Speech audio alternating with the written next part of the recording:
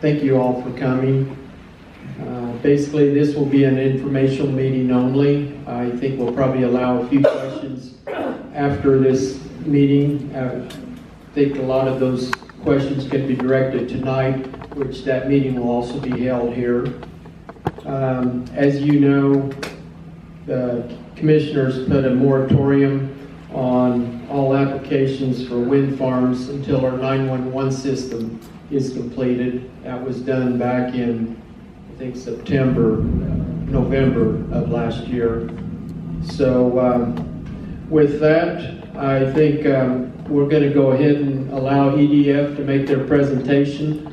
If there's any questions, we'll just direct them to after they're done with their presentation. So thank you. We'll turn it over to EDF.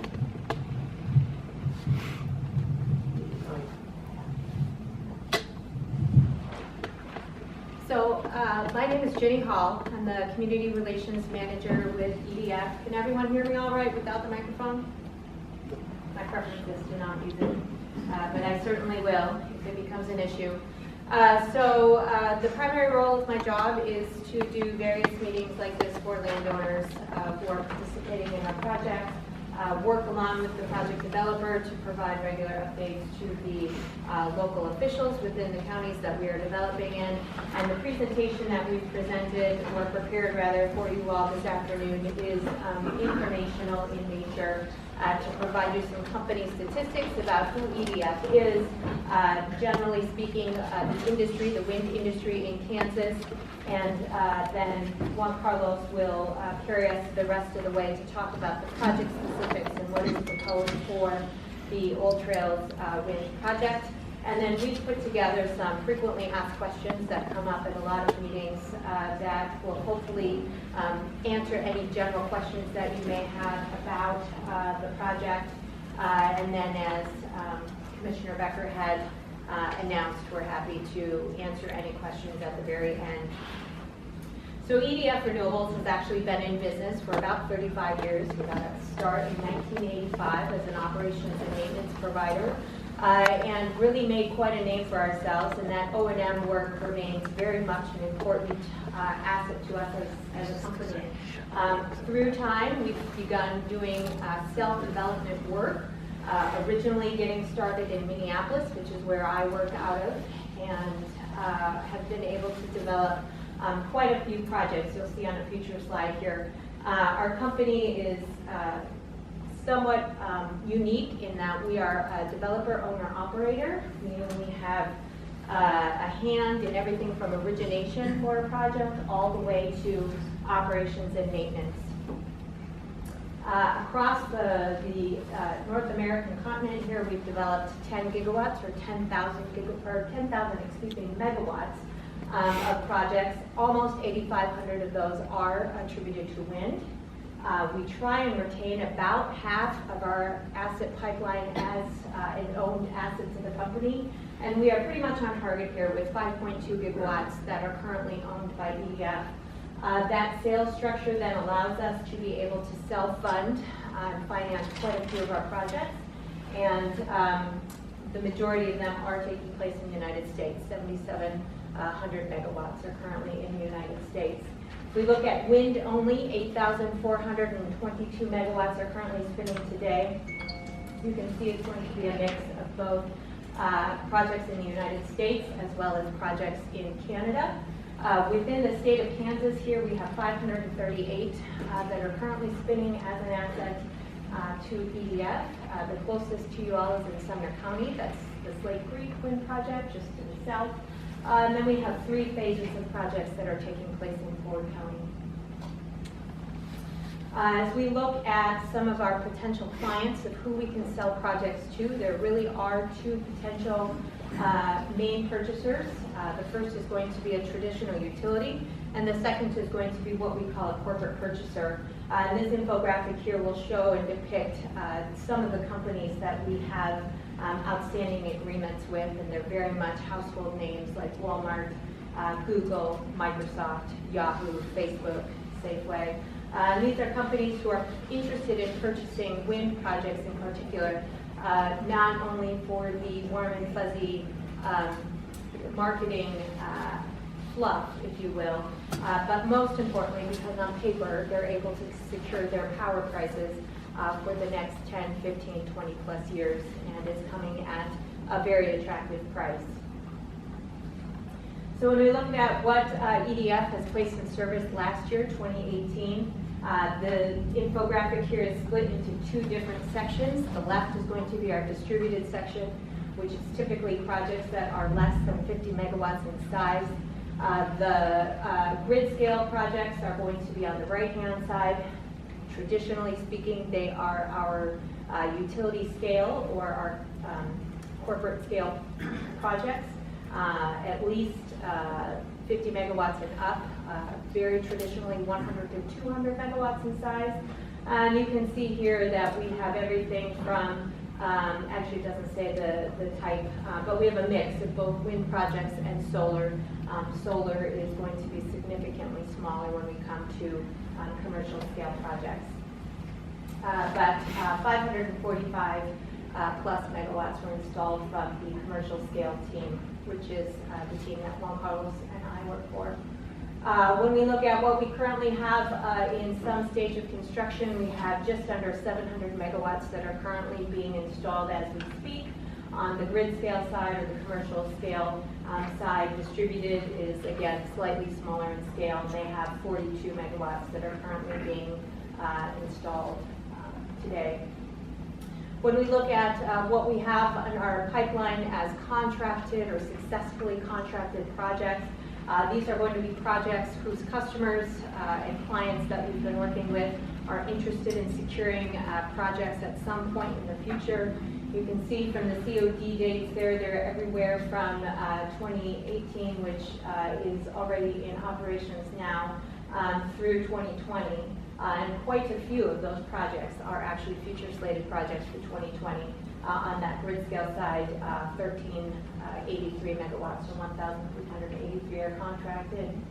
And to make sure that we have an ample amount of projects for our potential clients and customers to review and consider, we need to make sure from a development perspective we have an ample number of projects that are in some stage of development for those clients to be able to look at and to meet their power needs as we look in the future here. Kansas, you can see, is a blue coded state, and that is representative of a state that we have wind assets in some stage of development. The Old Trails project is one of those. And across the continent here, we have 24 gigawatts of projects in some various stage of development, which is going to be accumulation of wind only, solar only, wind and solar, as well as some offshore wind and solar projects as well. So when we talk about Kansas in particular and wind to your state, the state itself is very much a good supporter of wind energy. 36% of the energy that your state is currently producing today is coming from existing and operational wind assets. You can see from the infographic on the right, all of the various projects that are currently in state here, just over 5,500 megawatts make up those projects. And when we talk about impact that those particular projects have had, cumulatively the American Wind Industry Association has determined $1.2 billion have been saved to its in-state customers in 2013. The industry itself supports 6,000 local jobs with $10.8 billion in capital that has been invested into those particular projects in 2018. Statewide, there's been approximately $28 million in tax revenue, both from a state and a local revenue source. And then an estimate is $15 to $20 million going to those direct landowner participants who are participating in those projects. One other note to mention, the years on that infographic represent manufacturing facilities that are located in state. Typically speaking, the more wind projects that are in any particular state, the more manufacturing facilities you will see in state as well. And that's purely from the standpoint of bringing the work to where the work needs to take place. So as components are serviced and replaced, the more local you can source some of those components, there is a pricing advantage associated with that. So many manufacturing facilities are taking up residence in the areas that we are operating projects.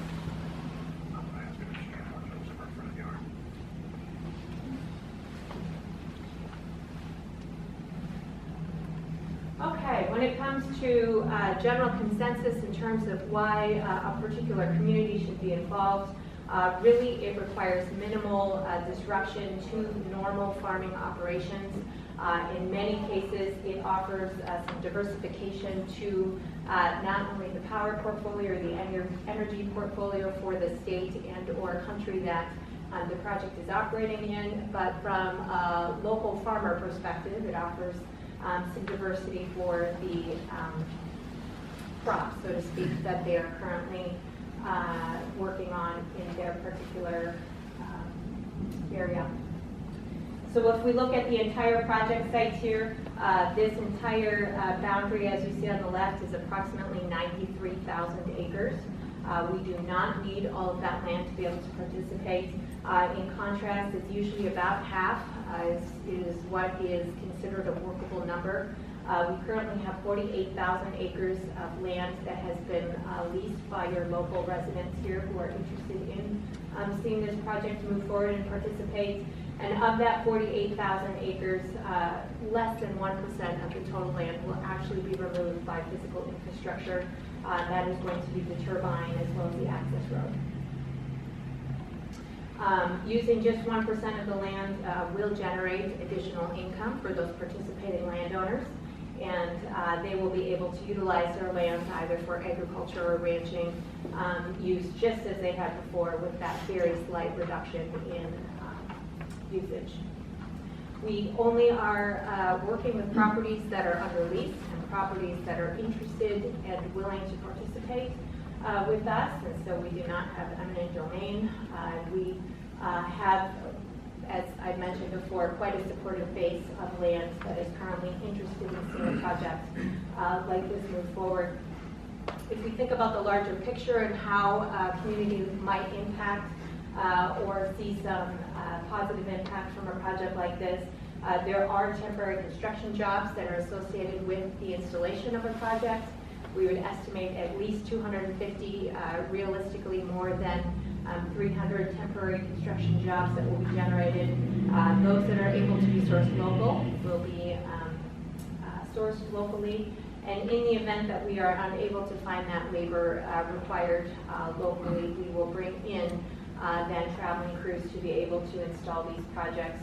That act alone creates some induced direct and indirect impacts from an economic perspective. Those folks need to have a place to sleep at night. They need to gas up their trucks in the morning. They need to have access to 3 square meals a day.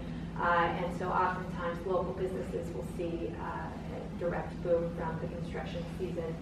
Long term, we do need the operations and maintenance crews to be able to service and maintain our assets. This project would be no different. We would estimate, depending on technology, anywhere between 5 and 8 full-time, long-term operation and maintenance positions to be created. These are individuals, again, if we're not able to source locally, who are going to be moving into your communities, purchasing real estate. The kids will be going to your schools.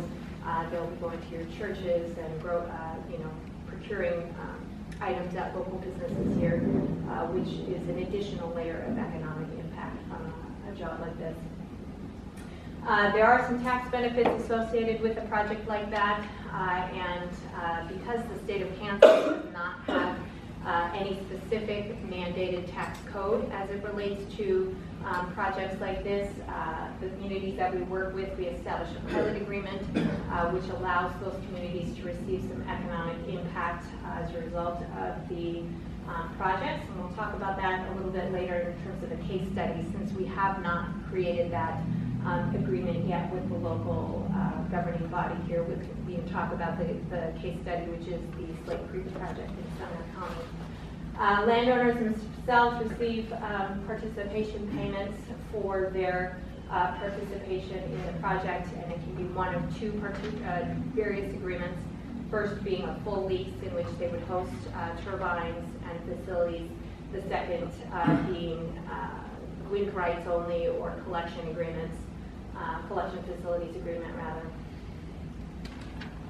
So when we look at wind in comparison to other forms of energy, the infographics here substantiate the fact that cost of wind technology has considerably gone down, and it continues to go down. And if you actually look at it in relation to traditional forms of energy, being coal and or natural gas, not only are they competitive, in many cases they are significantly underpriced when it comes to generational cost per the traditional forms of energy. If we look at development as a whole, this is not something that typically can be completed. There's a number of steps that Juan Carlos will be talking about specific to old trails, but there are a number of steps that have to take place in order for us to be able to install and then operate wind projects of this size. Typically anywhere between, I would say the average is about 5 years and 10 years is the traditional industry average to be able to complete all of the development steps necessary to move into that construction season, which is the third block over. That construction season usually happens within 1 year, and then operationally a project can be operational for 20 to 30 plus years where it will produce power. So at this point, I will turn it over to Juan Carlos, and he will carry us through the project specifics. Thank you, Jenny. Hi, everybody. My name is Juan Carlos. Thank you, Commissioner, for having us here. I'm going to talk to you all a little bit more about the specific wind project, which is called Old Trails Wind Project. It's our proposed project here in McPherson County. And generally speaking, we propose a 310 megawatt project. We've done a series of studies over the past 2.5 years while pre-developing this project.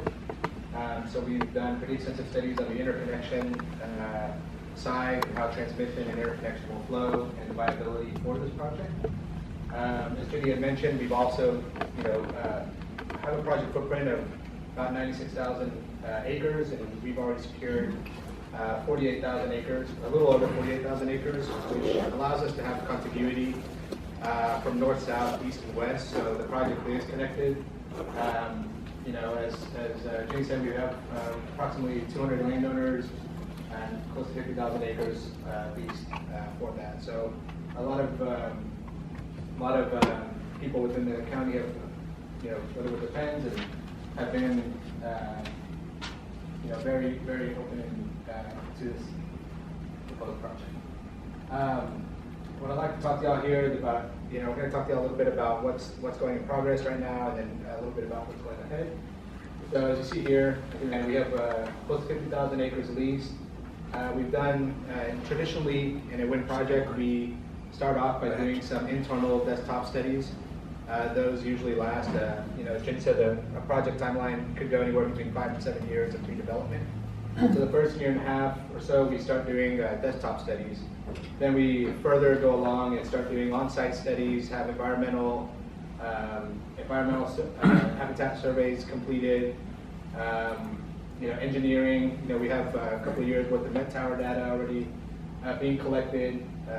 We've just finalized a communication study in response to the E911 moratorium.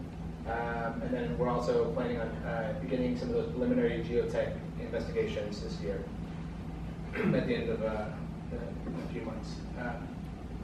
The interconnection study has already been filed with SPP, and we're in continued conversations. Sometimes, or those are often an iterative process, and so we're continuing with that facility study.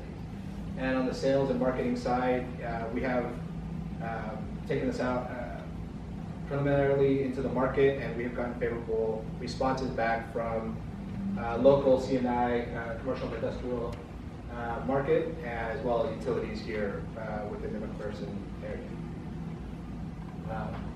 Some things to consider for a project, which is traditional within our projects. Usually there's an alphabet soup of agencies that we coordinate with. As you can see here, there's 4 different institutions that we're currently working through some considerations. We're working, we often look at things on the ground and above, so that's why you see things here like the DoD. E911 systems, as y'all may know, which is why the moratorium was put in place initially. Wildlife and habitat considerations, and then also at state level, legislation bills, House bills that were recently washed. So those are just a few considerations that are traditional within the time frame and time span of a project. It's not Kansas specific, although some of these things are Kansas specific. So what I'd like to talk about is what's coming up next. So you see there, we will finalize land campaign. Now, earlier I mentioned we have about 50,000 acres of land leased, and we have contiguity and what we consider to be a proposed project footprint. What I will say is, we are, until we lock everything down, we are still going to continue closing out the land campaign. As far as surveys go, again, some of those surveys do span throughout the course of a year. Some of those environmental surveys, we have to check migratory patterns and so on and so forth. So some of those processes take, they could extend out past the course of a year. Again, we for permitting, next step would be to work with the community here and attempt to get a conditional use permit with the county so that we can move forward. Obviously, there's some steps that would have to go in before that in order to get that CUP, but those are some of the next steps. Again, interconnection, we have to continue the conversation for transmission interconnection with SPP. And that will go along in parallel with sales and marketing efforts with our internal marketing and origination folks at EDF. And then again, we are in constant communication with the DoD, MRT for potential paths forward. So that's what we have coming up over the next 6 to 8 months. And so I just wanted to flag that. And I'd like to start here now with some of the frequently asked questions. So we got about 4 or 5 slides, maybe 6 slides here that are some questions that we usually get from people at meetings such as this. And I'd like to just go over some of the specifics here for you guys. So here, in the lease terms, you guys might be asking, what's in it for me? If volunteering, these lease terms are often 30-year lease term plus 10 years. Most of that is pre-development. Sometimes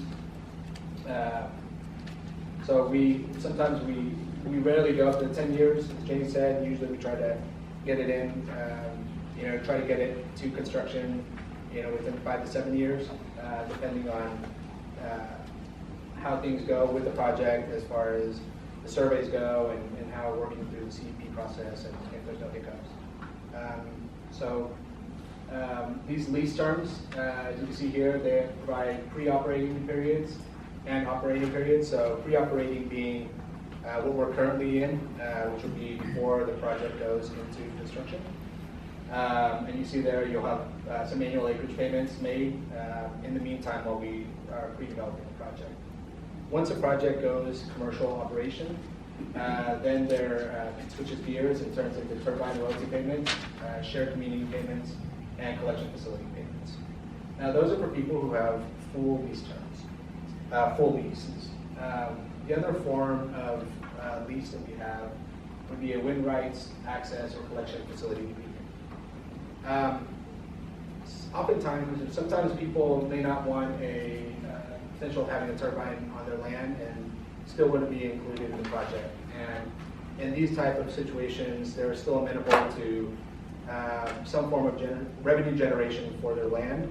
And so they will opt in to use wind rights access or collection facility agreement. What that'll do is there'll also be a pre-operating and operation payments. And as you can see there, they're similar in pre-operating for annual acreage payments, and then within the operation payments, you'll see a little bit of a difference where you'll have a shared community payment and then a collection facilities payment. So there's a little bit of a difference, but there's multiple ways for the community to be involved. We like to look at this as, try to get an inclusive community so that we can create a project that harnesses the involvement of everybody that wishes to be part of the project. So then next, we'll go over the economic benefits. So when we look at the benefit to a potential community, I mentioned before that we were going to look at a case study, the Slate Creek Wind Farm, which is located in Sumner County, Kansas, just to the south here. This particular project was in development stage for approximately 7 years. It just became operational in 2016. So it has currently been, it's got about 3 years of usable data for us to be able to share here today. I mentioned that in lieu of tax structured regulation and base for the project itself, oftentimes developers, including EDF, will put together a pilot agreement along with the local governing agency to create revenue for those particular communities that we're working within. In Sumner County, the pilot agreement payments that have been made to date since 2016, as you can see here, amount to about $1.5+ million. And projected over the life of the project, we would anticipate just over $11 million going to the local, state, and local communities. From there, because there really is no regulation, the county that made the agreement has some flexibility in how those payments are utilized. In many cases, they go directly back to the schools, roads, city infrastructure, and things like that, that they are able to then utilize that additional funding to help put together various projects within their communities. Landowners are very much an integral part to the project's success, and as a result, we definitely want to compensate them for their participation. In the case of Slate Creek in particular, just over $5.5 million has been paid to landowners to date, and we would anticipate over the life of the project, 46+ million will be payable to those landowners who are participating. And if we look at then the total economic benefit that the project will have to its community and participating landowners, that then turns into just over $7 million being paid to date to an accumulative total, and then over the lifetime of the project, an accumulative total of 57 million plus going to those participating landowners and the local county. When it comes to where turbines will go, that is very much a question that comes up quite frequently as we're going through the development process. And this is not meant to be a specific example for this particular project area, but more so a conversation in terms of some of the various items that Juan Carlos and in particular the Resource Assessment Group have to consider when thinking about where to put a turbine. Sort of the analogy from almost every community, there's at least one landowner that says, well, how come you can't put it in the very corner of my property? Or how come you can't put it over here where, you know, it would be most convenient for me? And while there are some cases where we're able to work with the landowner and to come up with a mutually agreeable spot that they have predetermined, in most cases, as you can see from the infographic, there are a number of reasons why we would not be able to site a turbine in the location that is most amicable to that particular landowner. There are various number of assessments and surveys that have to be completed in order for us to even identify potential turbine locations. Juan Carlos had mentioned a few of those that have already been done, and definitely some that will continue to need to be done as we finalize what this particular project looks like. But you know, just for a very early example here, you can For illustrative purposes here, we have 180 acres represented by this square, and everything from utilities, which is going to be in red, other easements. So in this particular area of the country, it may be oil and gas lease, something along that line. You've got parcel boundaries of both signed and unsigned land. You've got potential wetlands, flight paths from the FAA, microwave beam paths that need to be taken into consideration. And then from there, we're talking about then from the host perspective itself to make sure that we are citing appropriately based on EDF's internal best business practices. Oftentimes, the state may have some standards that they like to see in terms of how close a turbine can be to unsigned land, or how close a turbine can be to existing homes or habitable structures. More times than not, our internal business practices are more restrictive than what we are able to do from a local, state, or even local governing body mandate. And so in those cases, we want to make sure that lifestyles are going to continue at the same level of enjoyment as they were before. So we're making sure that the existing land use and landowner input has been taken into consideration. Any noise or shadow flicker studies that have been done are taken into account in terms of potential impact to those particular landowners. And a host of other things, most importantly, public safety, making sure that those structures themselves are placed in an area that is the least minimally disruptive to existing land use and moreover public safety. Before I move on, does anyone have any questions? You know, this infographic is a lot to absorb and digest. And then lastly is restoration, and what does it look like post, you know, that 20 to 30 year operational period? What happens at the end of the project?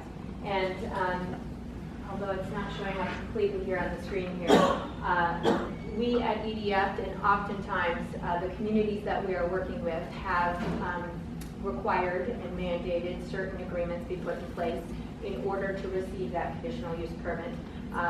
In this particular case, there are decommissioning bonds and agreements that must be taken place internally. Our internal business practices mandate that we want to be good stewards to the communities that we're working with. I mentioned those 5 to 8 operational and maintenance positions. These are individuals who are not only working for EDF, but are going to be living in the communities that you are here and now. And so we don't want them to be in a particular situation where we are not being good stewards to the communities that we work with. And as such, we want to take the proactive step to make sure that decommissioning agreements are not only discussed ahead of time or ahead of construction, but are mutually agreeable to both parties, being the developer as well as the communities that we're working with. So they are actual agreements that are taking place ahead of installation and construction. They are agreements that are agreed upon by both parties, and it typically involves some sort of bond or letter of credit to be put up in advance to be able to cover the cost of removal of infrastructure and restoring the land back to its pre-installation state. Every turbine is removed at the developer's expense, and it is put in place to make sure that we are responsible business members and stewards to the communities that we are working in. In the very unlikely event that EDF is no longer in business or no longer owning the actual asset, the Old Trail to Wind project, that is some reassurance to the communities that we're working within.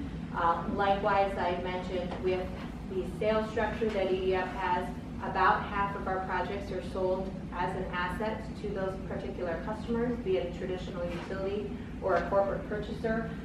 In that particular instance, the decommissioning agreements that are put in place follow, much like the agreements that are between us and the landowners, must be upheld and followed by whoever that new owner is. And so decommissioning is no different in that regard, in that whomever should own the project, if EDF does not, must adhere to those decommissioning rules and obligations as well. So that concludes the end of our official presentation. As Commissioner Becker had announced, we are here to answer any questions that they themselves or you, the public, has for us in relation to either the company or the proposed project. And Juan Carlos and I are here to answer any questions you all may have. Yes? Earlier this week, somebody had mentioned to me, and we're kind of a conservative type county here, and somebody had mentioned, I just wanted you to verify whether this is true or not. Is EDF Renewables like more than 80% owned by the French government? So EDF is based out of San Diego. We are the American branch of the American renewable branch of our parent company, which is EDF, Electricity de France. It is a publicly traded company in Europe, but as a company itself, we are a self-operating company based out of San Diego. But is it more than 80% owned by the French government? So I couldn't even tell you. I think it's on the internet. I couldn't speak to that right now as Okay. well. Okay. But we are a fully owned subsidiary for North America, just as many other companies have traditional headquarters in one country and have multiple subsidiaries in other parts of the world. Yes, sir. How much of the cost of this is subsidized by the federal government and state government, and what do your CEOs make?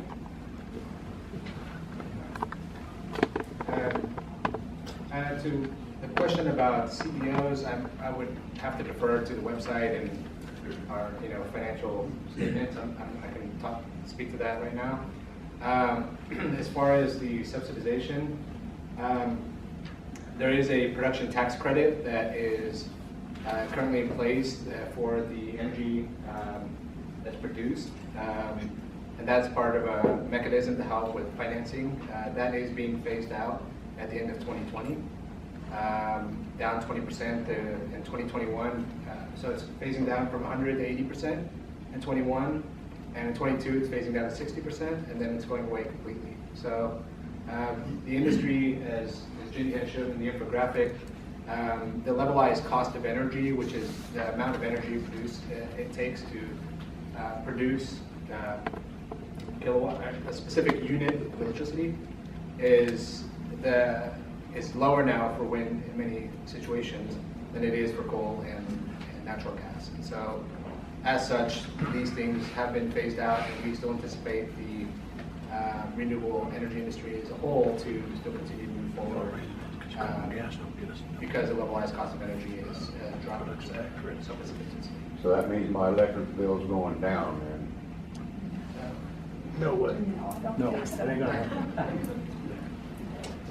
And you lose your property tax, all this money's gonna come in. Yeah, property tax. Yes, ma'am. We received your booklet that you just recently mailed out to landowners, and I was surprised to see the map going all the way to Saline County. Is that right, that map? Have you leased ground all the way up to Saline County? So the outline that you guys see there is that's it. In your booklet, it went all the way to the county line.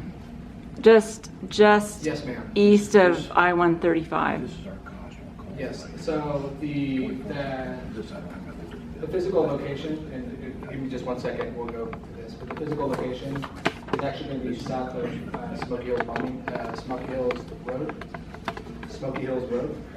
So it will not be going up to the county line. So your map isn't right in that. Is that the map that you're referring to? It's the map that was in your full color brochure and your 2-page letter. Fact book. So It's not uncommon for the project boundaries to morph and change, especially as we go through some of the more in-depth studies and surveys that have to be done throughout development. That particular fact book was produced at an earlier time frame when some of the more recent studies that Juan Carlos has been working on had not yet actually been digested and absorbed. So it's not uncommon for a project boundary at the beginning of development when we initially come to a community to look, in many cases, significantly different than it did at that very beginning. But we just got that booklet last week or so, 2 weeks ago maybe. But it was actually produced in advance here of that. So there's been a number of... So you're going as far north as Smoky Valley Road, is that right? Is that the... Currently, yes. Okay.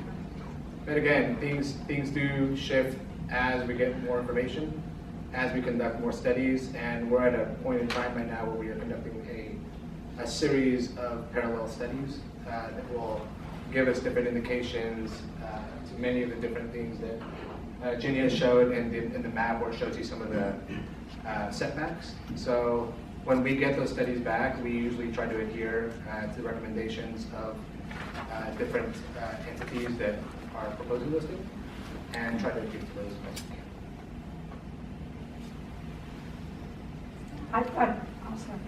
Go ahead, Beth. I think she has a question first. What is the size of the proposed turbines? So that's a good question. Currently, we are evaluating several different different type of turbines. There's a series of, again, I'm not trying to be obtuse here with my answers, but it's difficult to specifically tell you now because it is a moving target. As we get studies back, it changes where we can actually put a turbine. So depending on where the turbine is, it may have a different optimized layout, and that layout we will use turbines of different sizes, from a tier 1 manufacturer that that we will utilize forward. Now, I couldn't tell you specifically. That's why we gave a range between 50 and 110 turbines, and that will also be contingent upon how the proposed project size will look after everything is kind of shakes out. So as we move through the environment, through all the surveys, we will, that footprint may change, which is why the fact book shows one project boundary potentially, and why we're showing you here is a different boundary. The same thing will happen with turbines. What's the range on turbine heights? That we're evaluating. Mm-hmm. I'd have to evaluate with our resource assessment group, because that has also changed recently as we've come down. So different topographies lead to different yields of wind, and different turbines will react better or worse to those types of winds. So we are going to constantly evaluate this They don't know what's going as on. we go through this. And now, when we do go through the conditional use permit, those things will be more solidified. But Typically speaking, they either fall either underneath the 500-foot ceiling or above the 500-foot ceiling. And depending on which side of the fence that you end up on, has one particular path if you're under 500 feet and a different path if you're above 500 feet. And so like Juan Carlos had mentioned, if we're going to use a 2-megawatt machine, that's going to be a significantly higher number of turbines as opposed to using a 3 or a 3.5. So it is too early to tell what our final technology